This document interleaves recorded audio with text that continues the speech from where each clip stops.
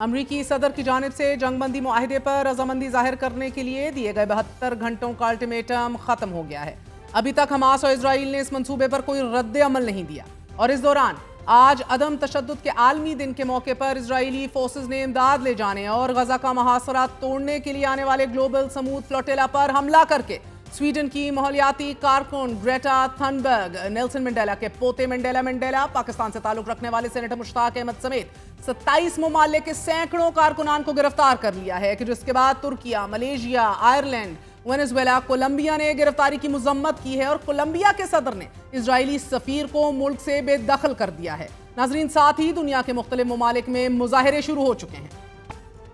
खबर रसाल इदारे रॉयटर्स के मुताबिक ग्लोबल समूद फ्लोटेला की इंतजामिया ने उन्हें बताया है कि इजरायली फौजी हमारे जहाज़ों पर चढ़ गए और उन्होंने जहाज़ों पर नस्ब कैमरों को भी बंद करना शुरू कर दिया, जबकि ग्लोबल समूद फ्लोटेला ट्रैकर के मुताबिक 44 कश्तियों पर मुश्तमिल बेड़े की तकरीबन तमाम कश्तियां इजरायली बहरिया ने रोकी और कश्तियों पर मौजूद कारकुनान को गिरफ्तार कर लिया। इजरायली वजारत ने गिरफ्तार कारकुनान से मुतल्लिक वीडियोज भी शेयर की हैं कि जिनमें Greta Thunberg, senator Mushtaq Ahmad और दीगर को गिरफ्तार करते हुए देखा जा सकता है।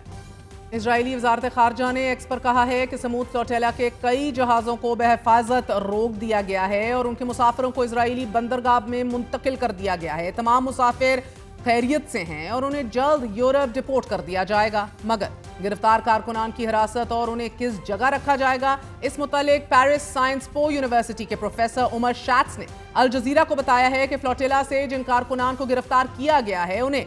जनूबी इजराइल में वाक़े हाई सिक्योरिटी जेल में रखा जाएगा और इस जेल में तारकीन वतन को नहीं रखा जाता, जबकि ये जेल कैदियों पर सख्तियों की वजह से बदनाम है।